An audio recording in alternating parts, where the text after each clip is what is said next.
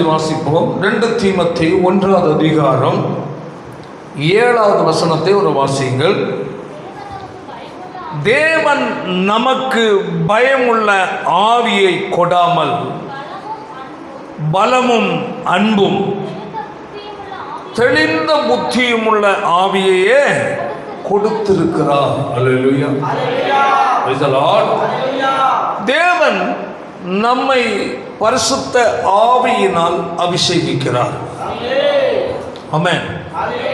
என்ன புரிந்து, ஏதோ பரிசுத்த ஆவி என்றால் சபையில் வந்து கைத்தட்டி கொஞ்சம் அந்நிய பாஷை பேசிக்கொண்டு போவதற்காக மட்டுமல்ல.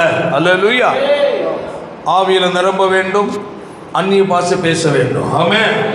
வேதம் என்ன சொல்லுகிறது? சத்திய ஆவியாகிய தேற்றவாளன் வரும்போது அவர் உங்களை சகல சத்தியத்துடன் நடத்துவார். ஆமென். வாசிப்போம் வசனத்தை. யோவான்ல சத்திய ஆவியாகிய அவர் வரும்போது என்ன செய்வாரா? சகல சத்தியத்துக்குள்ள உங்களை நடத்துவார். கையவை தலையில் சொல்லுவார். அல்லேலூயா. அப்போ இயேசுவை ஏற்றுக்கொண்ட ஒரு தேவனுடைய பிள்ளை பரிசுத்த ஆவியின் நிறைவை கட்டாயமாக என்ன செய்யணும்? பெற்றுக்கொள்ளணும். என்ன செய்யணும்? பெற்றுக்கொள்ளணும். பெற்றுக்கொள்வது மட்டுமல்ல, பரிசுத்த ஆவியானவரால் என்ன செய்யணும்? நடத்தப்பட வேண்டும். ஆமென். அல்லேலூயா. ஒரு தேவனுடைய பிள்ளை சார்ந்து கொள்வதற்கு ஒருவர் இருக்கிறார் என்றால் அது கர்த்தருடைய பரிசுத்த ஆவியானவர். ஆமென். ஆவியானவரை நீ சார்ந்து கொள்ளும் போது வேறு சொல்றது, சத்திய ஆவியாகி அவர் வரும்போது எப்படியா? சகல. ஆமென். ஒரு தேவனுடைய பிள்ளை இந்த பூமியில எப்படி வாழ வேண்டுமோ, எப்படி வாழக்கூடாதோ, இவைகளெல்லாம் உனக்கு சரியாய் தெளிவுபடுத்த நடத்துகிற தேவனா இருக்கிறார்.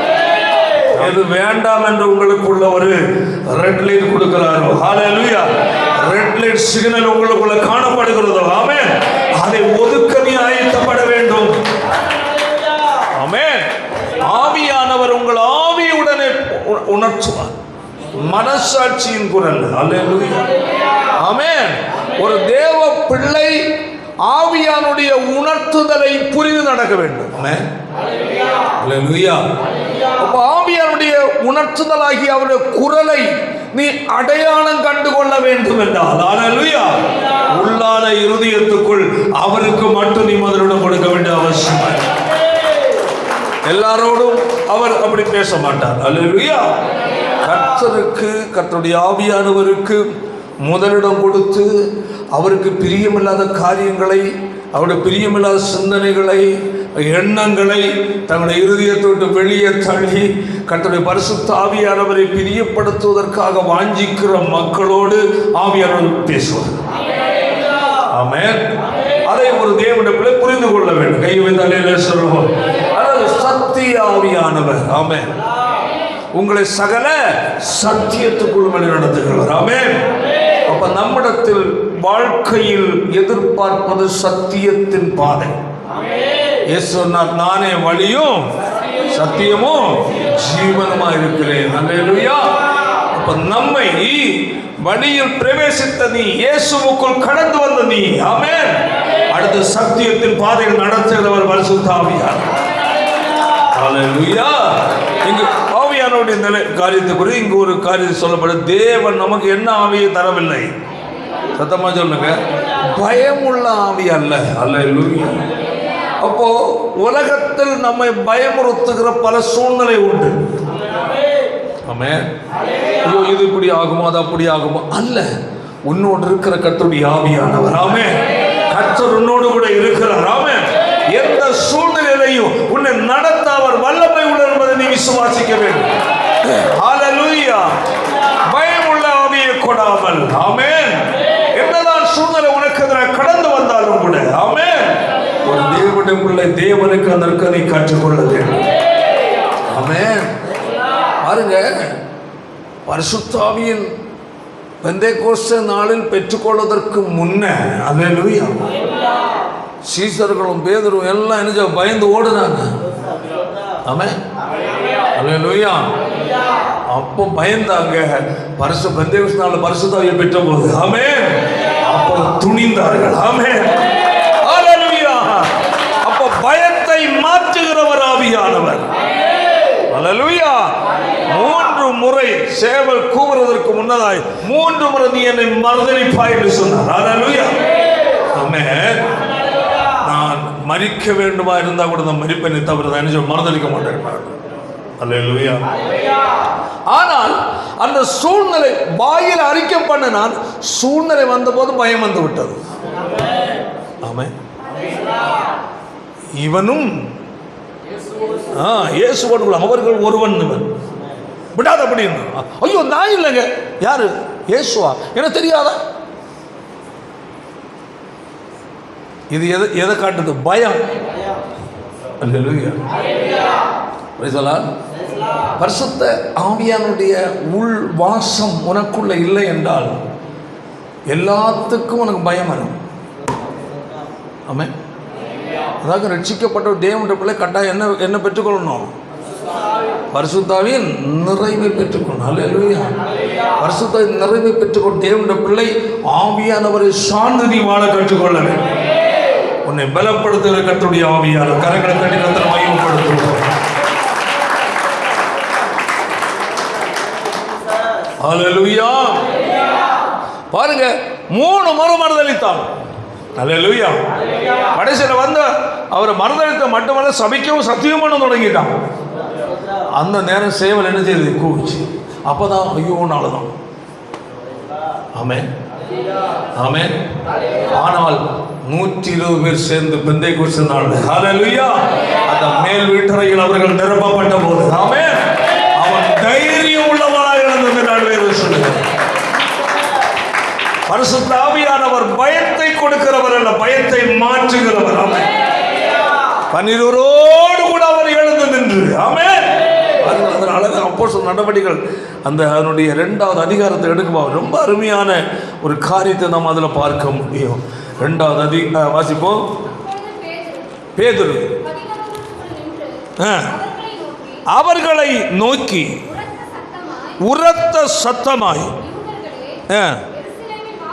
நல்லா புரிந்து கொள்ளுங்க, இந்த தைரியம் நேரமா இருந்தா சொல்லுங்க, இல்ல பயந்து ஓடணும்.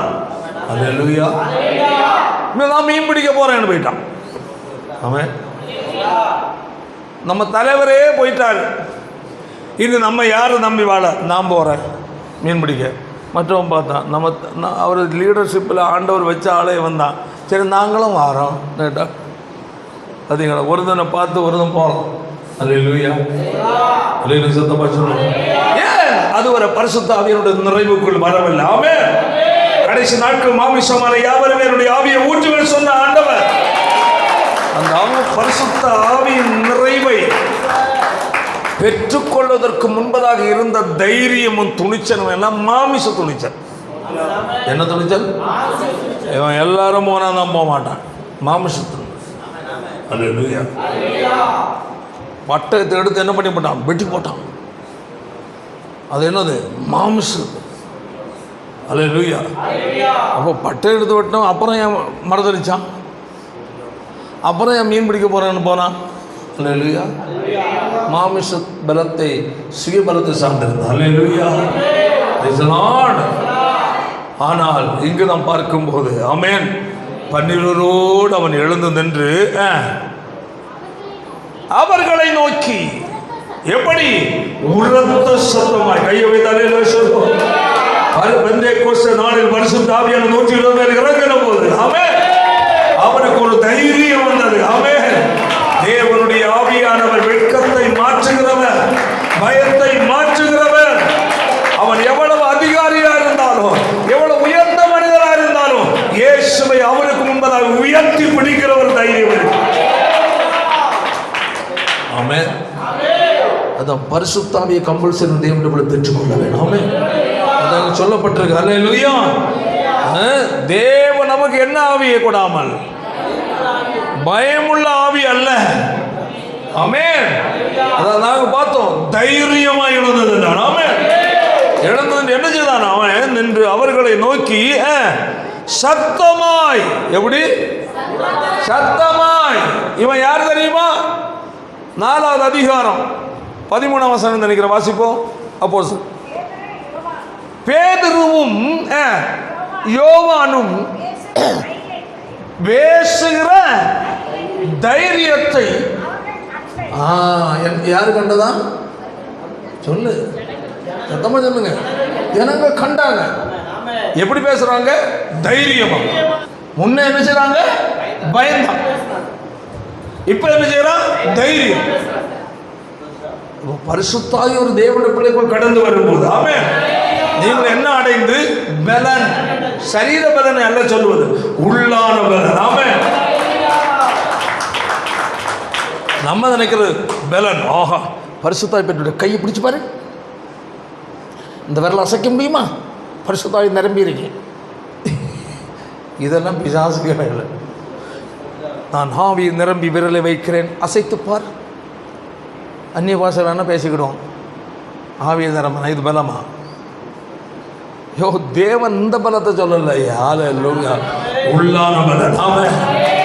விசுவாசத்தின் பலன். ஆமென். உள்ளான ஆவிக்குரிய நிறையின் பலன். ஆமென். அநேகர் என்னவென்றால் எந்த பலத்தை கணக்கிடுறான்? சரீர பலன். பரிசுத்த ஆவியானவர் கொண்டு வந்தது நமக்கு நிரப்பின எந்த பலனுக்கு அல்ல, சரீரத்திற்குரிய பலத்துக்கு அல்ல, உள்ளான பலன். ஆமென். உள்ளான பலன் இருந்தால் சரீரத்துக்கு எதிராக கடந்து வருகிற மாமிசமான எந்த காரியத்தையும் நாம் மேற்கொள்ள முடியும். ஆமென். ஹல்லேலூயா. அதான் சொல்லப்பட்ட, வாசிப்போம். பேசின தைரியத்தை அவர்கள் கண்டு, என்ன அறியாதவர்கள்? படிப்பே இல்லாதவர்கள் என்றும் என்ன உள்ளவங்க? பேதம். எப்படிங்க பேதம்?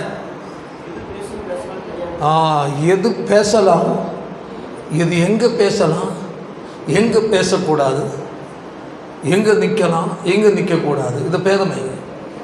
அல்லேலூயா. அப்படி என்றால் அந்த நாலேஜில் கம்மி, பொது அறிவில். அல்லேலூயா. அப்போ அதை பார்த்தாலே தெரியும், ஆளுது ஏதோ கொஞ்சம் குழப்பமான ஆள் கொண்டு இருக்கு. ஆனால் எப்படி இருந்தாங்க அந்த பேதுரு யோவான்? அப்படி இருந்தவங்க. அல்லேலூயா. ஆனால் அவர்களுக்கு என்ன வந்தது? தைரியம் வந்தது. பேதமை உள்ளவன் அறிந்து என்ன செய்தார்களா? ஆச்சரியப்பட்டார்கள். கையை வைத்தால் சொல்லும். ஆச்சரியப்பட்டு இயேசுவுடனே கூட இருந்தவள் என்று அந்த கரங்களை தட்டி கர்த்தரை மையப்படுத்து. ஹல்லேலூயா. ஆமென். யாரோடு இருந்தவர்கள்? இயேசுவோடு இருந்தவள் என்று அறிந்து கொண்டார்கள். ஆமென், ஆமென், ஆமென். அப்போ உன்னுடைய பேச்சு வெளிப்படும் போதே நீ இயேசுவின் பிள்ளை என்பதை மனுஷன் அறிக்கை பண்ண வேண்டும். அவர்கள் எல்லாரும் பேசுறதை விட அதிகமாய் கோபமாய் கெட்ட வார்த்தை பேசுறேன் அப்படியே சொல்லியிருக்கு. பரவாயில்ல, இவர்கள் பேதுரு யோவான் என்ன தைரியம்ப்பா, அவன் ஒரு கெட்ட வார்த்தை பேசுறதுக்குள்ள இவன் 9 கெட்ட பேசிட்டான். இயேசு கூட இருந்தவன் இப்படி தான். யார கூட இருந்தவன்? கெட்டதை பேசணும். நம்ம ஆட்கள் என்னன்னா, கிறிஸ்தவன் பயங்கர கெட்ட வார்த்தை பேசுகிறப்பா, நம்ம கெட்டாத கற்றுக்கொள்ளணும்னா யாரை சந்திக்கணும்? கிறிஸ்தவனை. அந்த மாதிரி மாறி போச்சு. ஆனால் இயேசுவோடு கூட இருந்தவன், அல்லேலூயா, அவன் பேசுகிற தைரியம். ஆமென். Praise the Lord.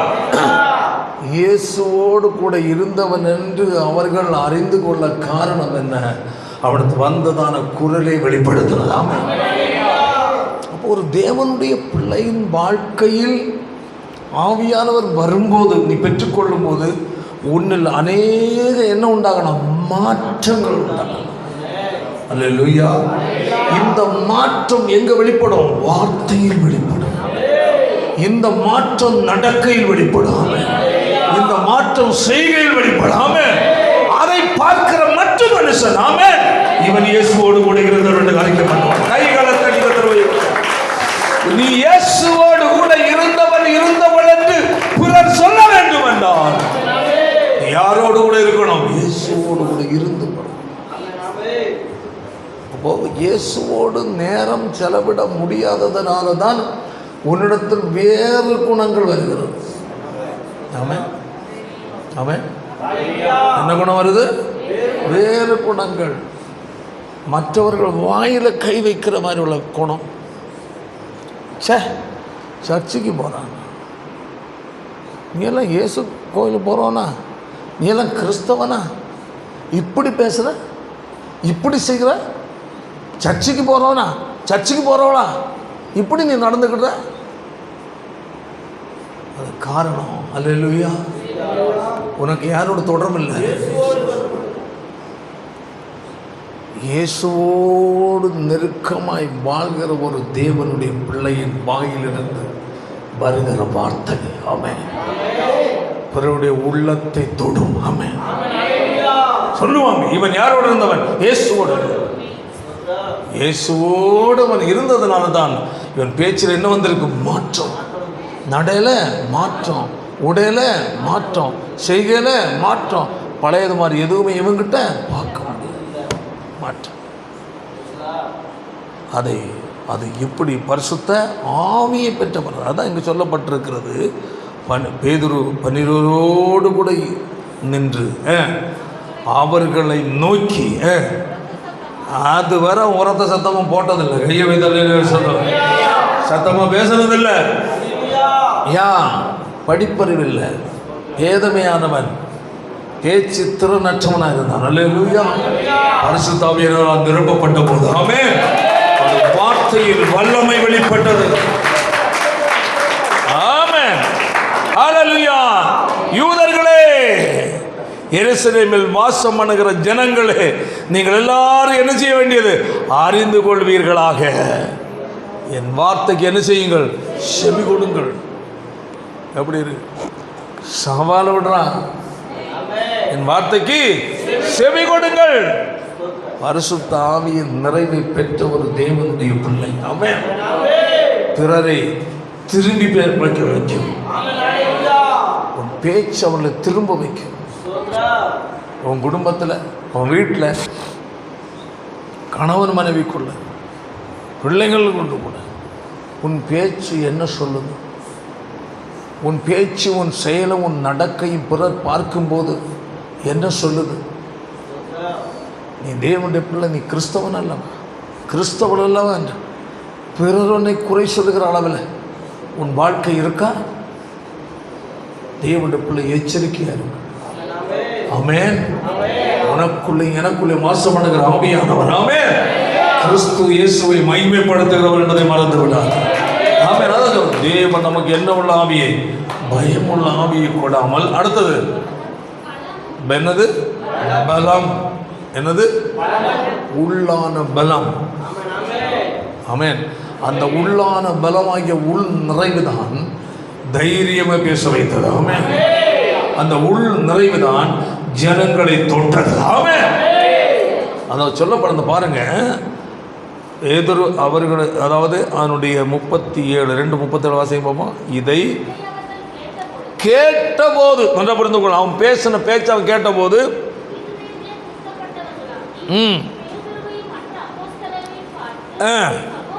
இவன் யாரு? பேதமையானவன். அடுத்தது படிப்பறிவில்லாதவன். இப்ப இவன் பேச்ச அவங்க கேட்கிறாங்க. அல்லேலூயா. ஒரு நாள் இவனை மனுஷனா பார்க்கல. அல்லேலூயா. அல்லேலூயா. போறான் பாரு, அப்படி நினைச்சாங்க. ஆமென். ஆமென்.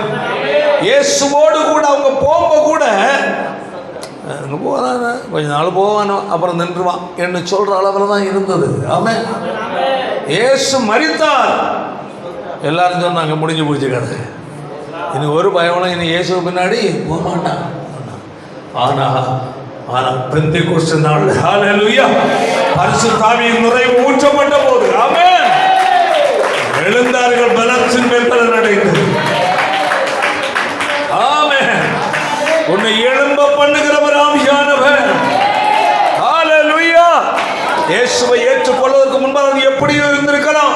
படிப்பறிவில்லாமல் இருந்திருக்கலாம், பேச்சு திறனற்றவனாக இருந்திருக்கலாம். ஹல்லேலூயா. பரிசுத்த ஆவியின் நிறைவு உனக்குள்ள வந்து விட்டால் ஆமென் பேச்சு அநேகரை இழுக்கும். இருதயத்தில் குத்தப்பட்டவர்களாக பேதுருவை மற்ற அப்போஸ்தலரை பார்த்து, சகோதரரே என்ன செய்யணும்? இந்த வார்த்தை பேசுகிற கேட்பாங்களையும் படிப்பறிவில்லை.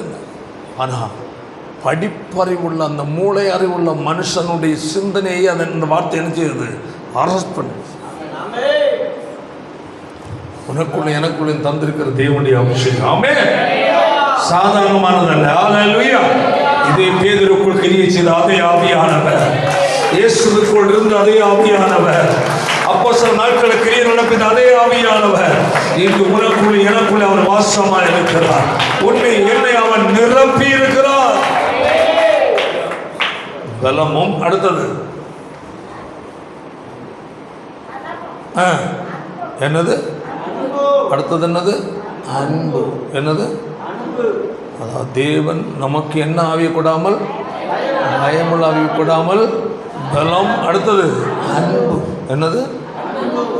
உள் பலன் இருந்தாலே கிறிஸ்துவின் அன்பு நம்ம மூலம் வெளிப்பட ஆரம்பிக்கும்.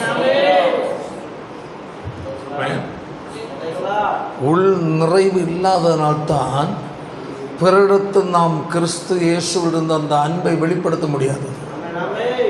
ஏன்னா உள்ள நிரம்பி வெளியே மாறுது தான்.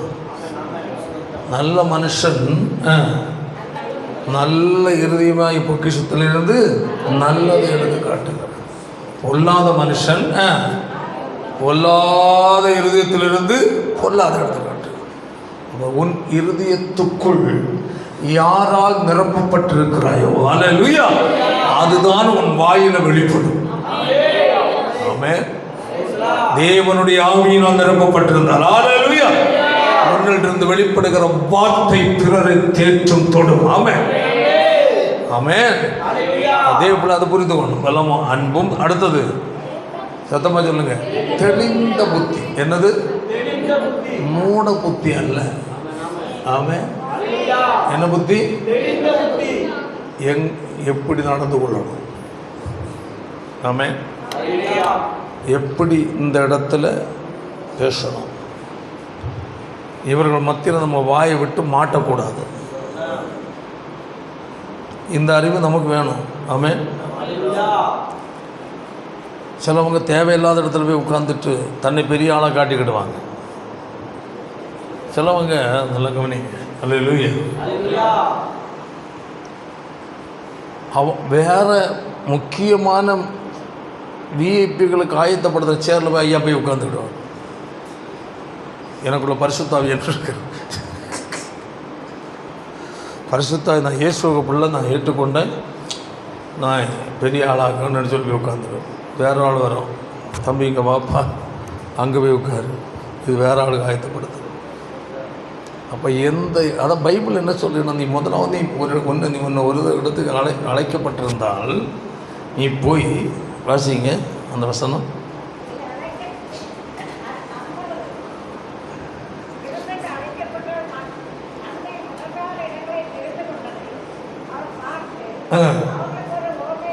விருந்துக்கு அழைக்கப்பட்ட போது என்னையும் கூப்பிட்டுருக்க, பத்திரிக்கை எனக்கு வச்சிருக்கேன்னு இவன் போய் எங்கே போய் உட்காந்துட்டு இருந்தான்? முதன்மையாக நடத்துகிறேன். அல்லேலூயா. அவனுக்கு கொடுத்த பத்திரிக்கை தானே எனக்கு கொடுத்துருக்க.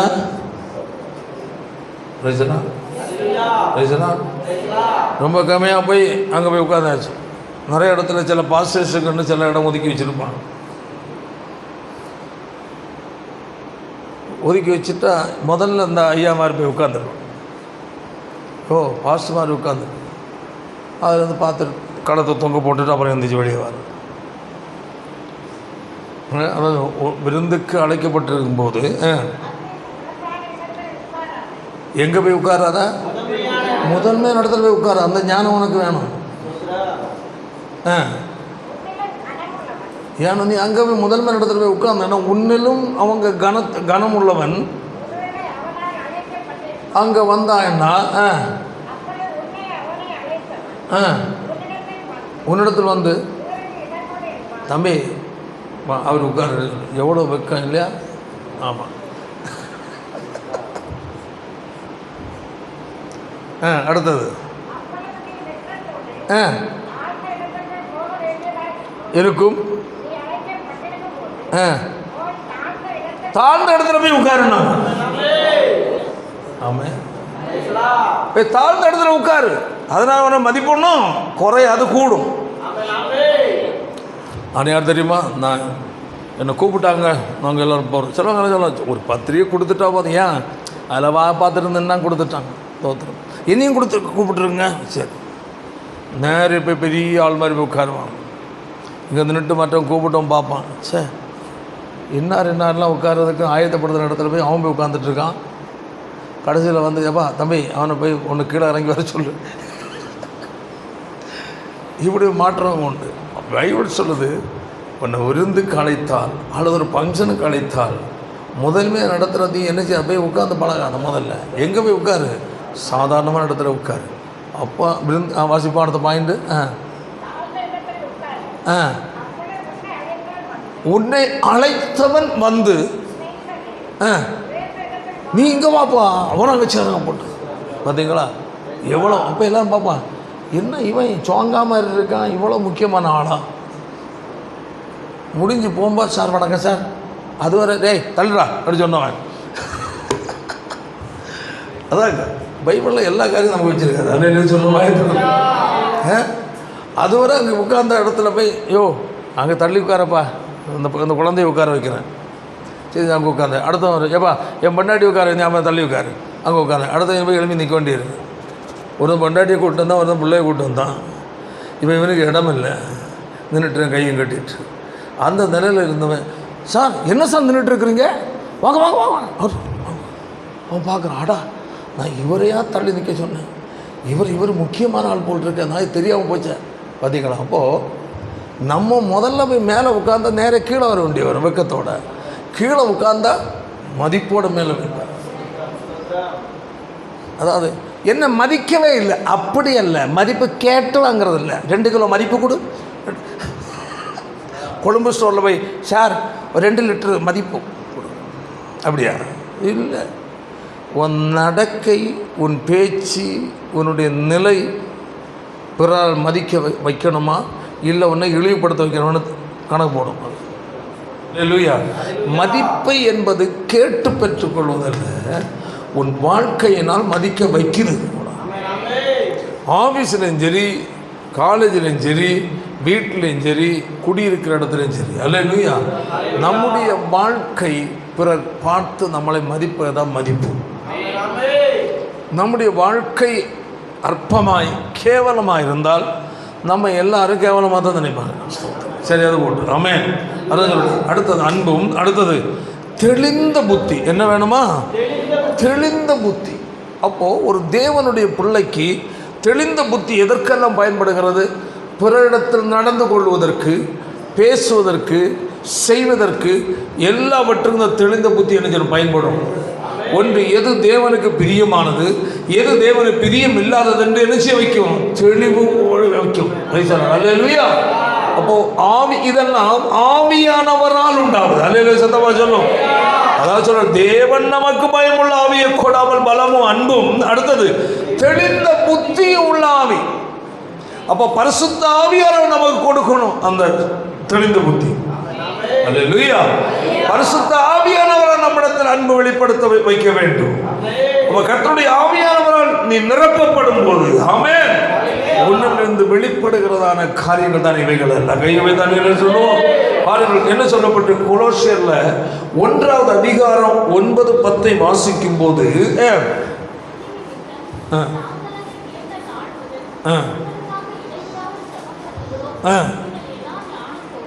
எல்லா ஞானத்தோடும் என்னது ஆவிக்குரிய என்னது விவேகம். எவ்வளவு அந்த பரிசுத்த ஆவியானவருக்குள் இருக்கிற சில எவ்வளவு ஒழுங்கு இருக்கிறது. அல்லேலூயா. எல்லா ஞானத்தோடும் ஆவிக்குரிய என்னது விவேகம். ஆமென். அப்ப ஆவிக்குரிய விவேகம் ஒன்று இருக்கும், என்ன சிந்திக்க வேண்டி இருக்குமா? அல்லேலூயா. பரிசுத்த ஆவியானவரை நீ கனப்படுத்தி பிரியப்படுத்தி அவர் நடத்துகிற பிரகாரம் நீ கீழ்ப்படிந்து வாழும்போது அல்லேலூயா, உன்னிலிருந்து வெளிப்படுகிற என்னது குணங்களும் தன்மைகளும் ஆக்கும். ஆவிக்குரிய விவேகத்தோடும், அடுத்தது அவருடைய சித்தத்தை அறிகிற அறிவினாலே நிரப்பப்படவும் தந்து பாருங்க எவ்வளவு காரியங்கள் அந்த கர்த்தருடைய ஆவியானவரால் நமக்கு உண்டாகிறது என்றார். ஆமென். இதெல்லாம் ஷார்ட்டா சொல்லி போக முடியாது, நான் ஒரு நாள் அது விளக்கம் கொடுக்கிறேன். அல்லேலூயா. அவைகளை என்ன செய்யணும்? விருத்தி அடைந்து. ஆமென் ஆமென்.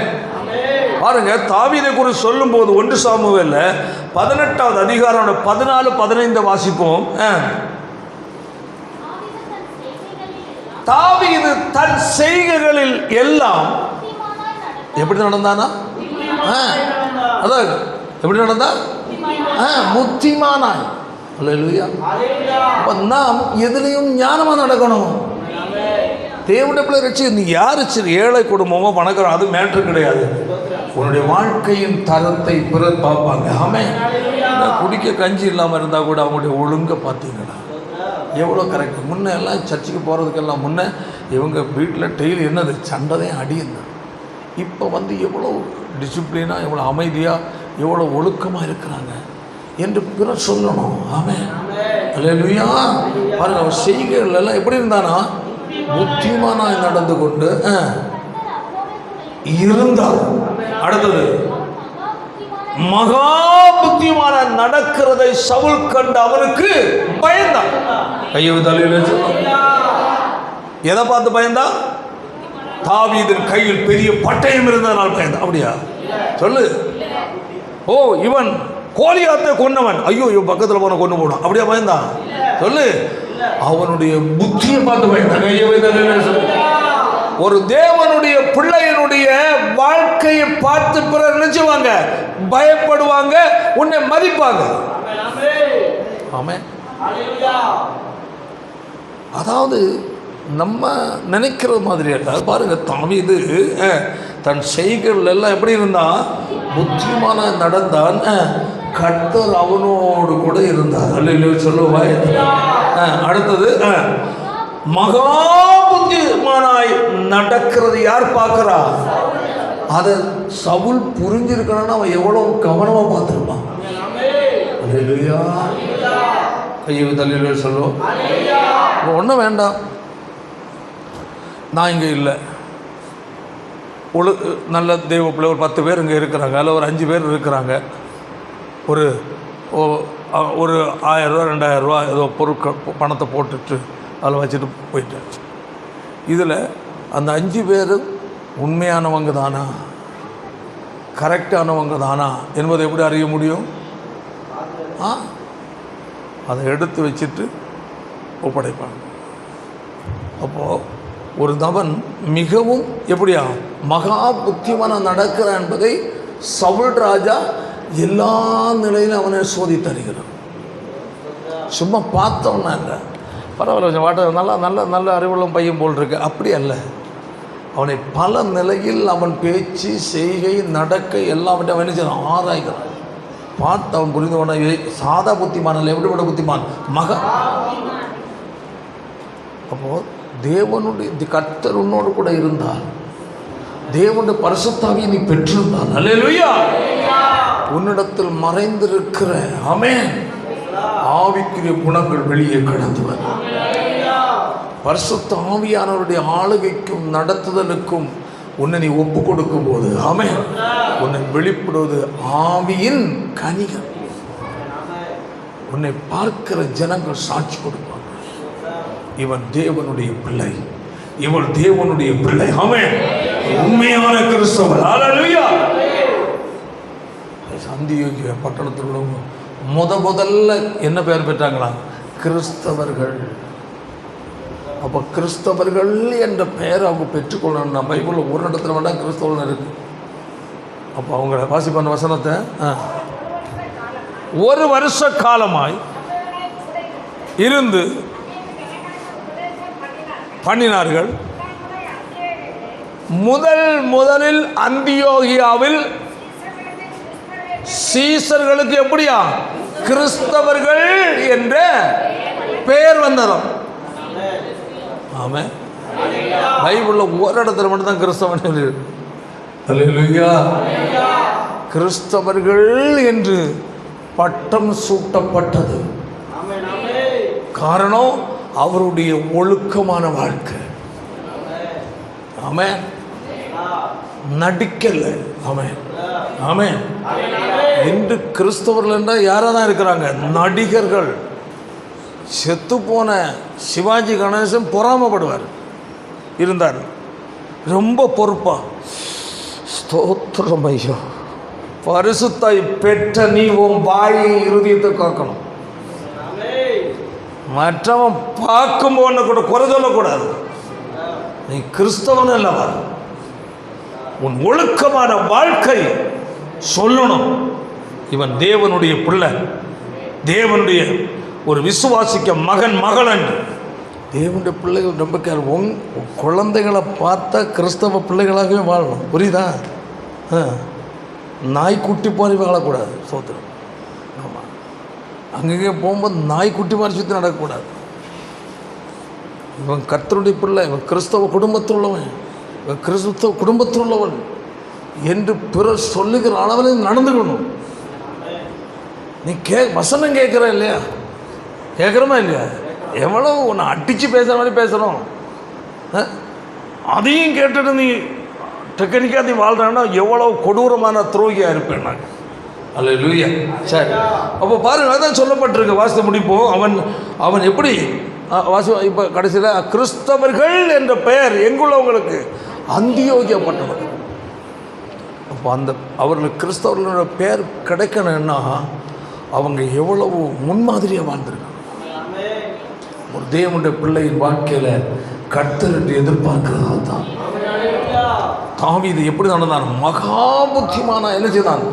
நடந்து கொண்டதை சவுல் கண்டு எப்படி இருந்தான்? அவனுக்கு பயந்தான்.